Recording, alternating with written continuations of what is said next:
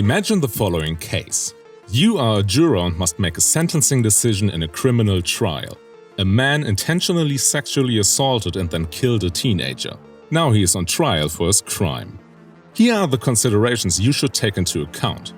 DNA tests have identified the defendant with overwhelming accuracy. The verdict you are deciding on will not be made public to keep the victim's identity secret.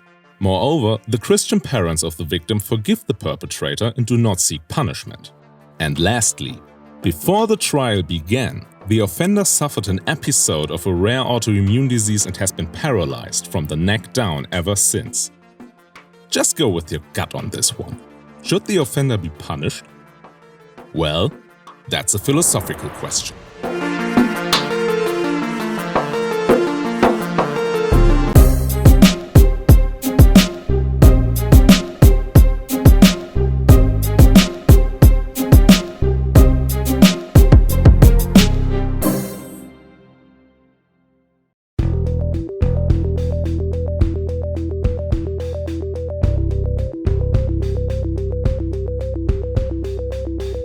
So, how did you decide? The example above was loosely taken from an experiment conducted by the psychologists E.L. Aharoni and Alan Fridlund. In their study, almost all of the participants decided to punish the offender. You might have noticed that the case is rather unusual. That is not a coincidence. It is designed to exclude a bunch of motivations for which we normally want to punish offenders. The offender is paralyzed from the neck down, so there's no reason to believe he could be dangerous in the future. Also, the case is not being made public, so there's no point in punishment if the goal is to set an example for other would-be criminals. And finally, the victim's family does not crave revenge, so punishment would not appease them further. But what other reason is there to punish? The most important remaining reason for punishment is retribution. Retribution is punishment simply because offenders deserve it. They deserve to suffer for what they have done. Or to make it morally more appealing, retribution is punishment to restore justice. Interestingly enough though, many participants in the experiment were unable to articulate justice or retribution as what drove them. They simply had a hunch, a gut instinct if you will. The offender did something bad, so he should be punished. This and other experiments suggest that people are mainly driven by retributive gut reactions when they decide to punish offenders, even if they can't articulate that well. And those are complete rubbish. Seriously, don't trust your gut on this one. Here's why.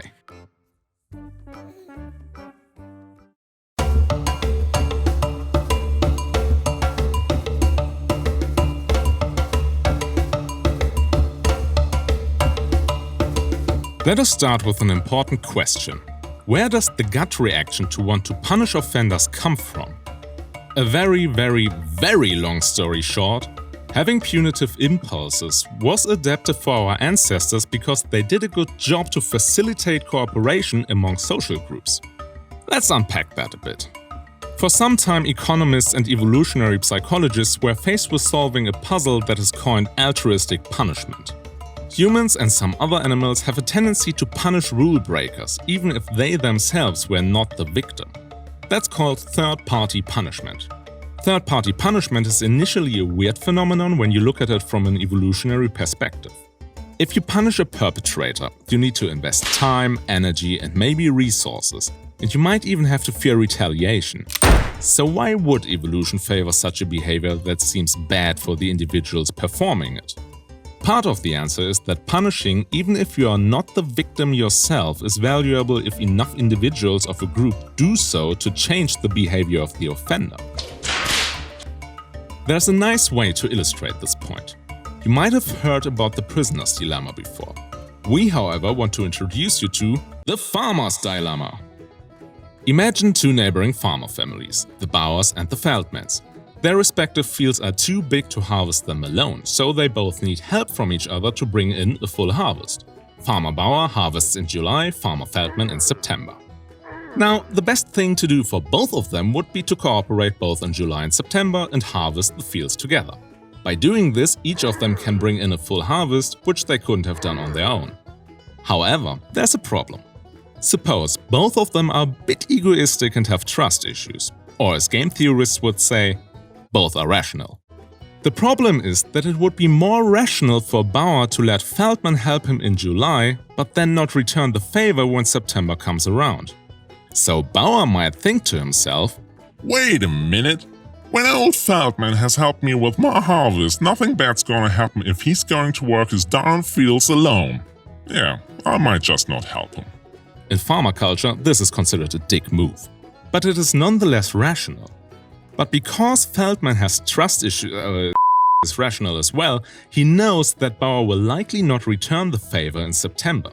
So Feldman might think to himself, "Wait a minute.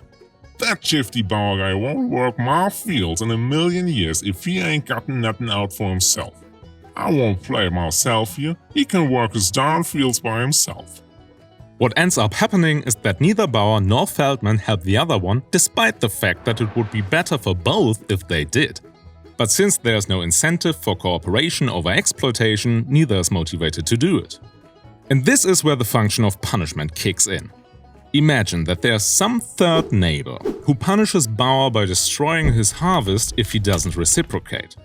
The cost of being punished thus incentivizes the farmer to put in the extra effort and help with the crop of Feldman.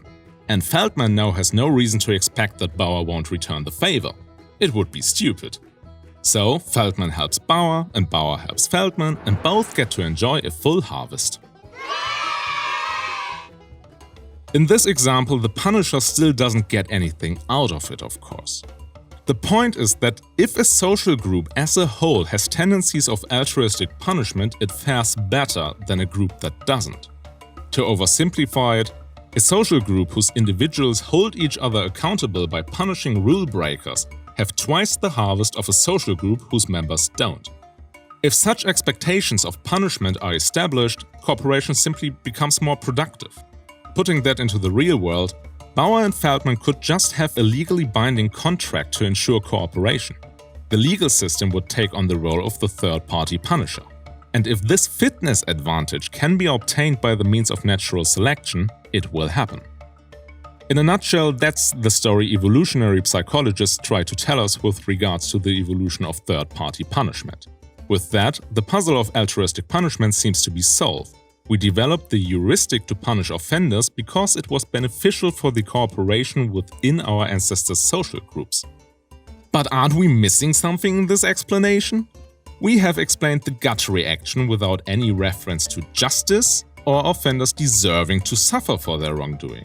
Instead, the explanation simply refers to the selective benefits of having such gut reactions for the sake of stabilizing cooperation. Where does the idea of justice come from then? Let's turn to the second reason to be suspicious of retribution.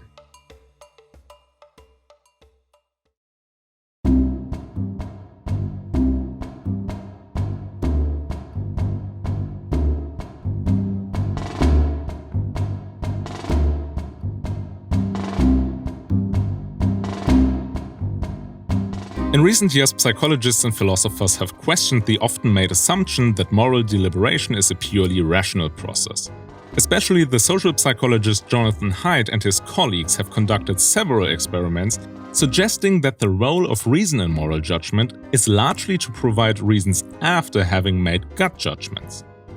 In one of the experiments, they told the story of siblings, Julie and Mark. The story was designed in a way to evoke strong gut judgments in participants.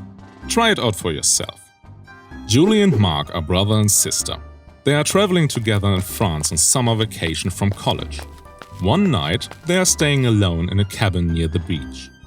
They decide that it would be interesting and fun if they tried making love. At the very least, it would be a new experience for each of them. Julie was already taking birth control pills, but Mark uses a condom too, just to be safe. They both enjoy making love, but they decide not to do it again. They keep that night as a special secret, which makes them feel even closer to each other. What do you think about that? Was it okay for them to make love? Many participants had a strong gut reaction that what Julie and Mark did was wrong. What the psychologist then did was to challenge the participants to give them reasons for their judgments. As it turns out, many could not provide them with good reasons. Could it result in birth defects? Nope, both use birth control. Are they starting an incestuous relationship? Nope, they decide not to do it again. Do they provoke outrage among family and friends? Nope, they keep it as a secret. Are they themselves taking psychological damage? Nope, they enjoyed it. Have they ruined their relationship? Nope, they feel even closer to each other. And if their reasons didn't fit the story, they try to change the story. For example, by saying that they of course will do it again, or won't be able to keep it a secret, or are deceiving themselves that they didn't take damage. However, this of course is not the story we are actually dealing with anymore. They just changed the scenario such that it fit their judgment better. But still, it just seemed utterly wrong to the participants. This finding was coined moral dumbfounding. Moral dumbfounding is the phenomenon that people make moral judgments and persist to stick to them even when they can't articulate any reason for their judgments. Judgment comes first, the rationalization comes later, if at all. The reasons don't lead them to a judgment, the judgment rather makes them look for supporting reasons. But we are obviously reasoning, right? So where is the place for reasoning in moral judgment? According to Haidt and colleagues, moral reasoning kicks in after we have already made a gut judgment, and mostly to justify our gut judgment. Not all moral reasoning is rationalization after the fact, but at least much of it seems to be. And this might also be true for our punitive gut instincts. The gut reaction comes first, the idea of restoring justice later.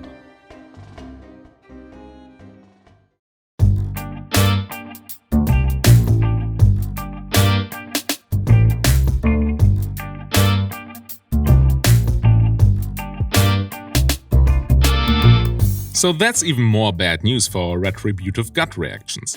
Not only does evolution explain why we have them without reference to justice, it could even be that the very idea of justice is just a post hoc rationalization of these gut instincts. Such rationalization doesn't seem to be a good basis to ground our criminal law in, right? But it gets even worse. Our retributive gut reactions are not really good even by their own standards.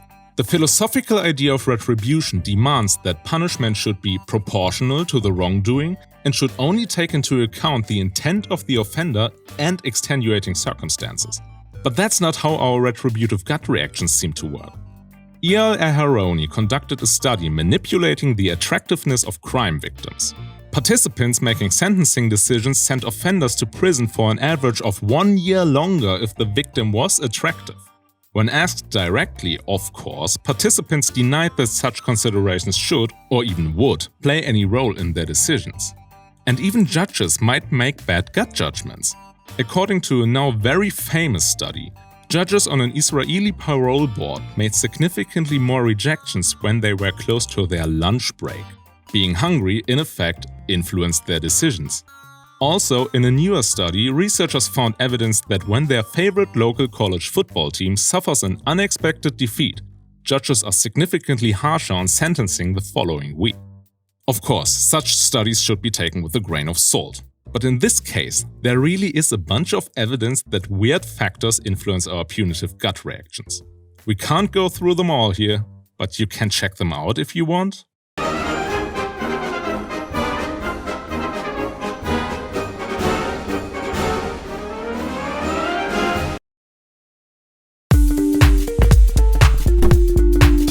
So let's sum up why we shouldn't trust our retributive instincts. First of all, retributive instincts have been selected by nature because they were helpful to stabilize cooperation in social groups. Also, by punishing others, we can communicate our own adherence to the law and thus build up reputation. Secondly, we have some reason to suspect that the idea of retributive justice might be nothing more than a post hoc rationalization of our gut instincts. Thirdly, our punitive judgments are oftentimes influenced by factors that we all agree should not influence them, like at all. So yes, if all that is correct, you really shouldn't trust your instincts on that one. If there is a rational basis for punishment at all, and what punishment would look like if done that way, is a topic for another video. But for now, thank you very much for watching. See ya!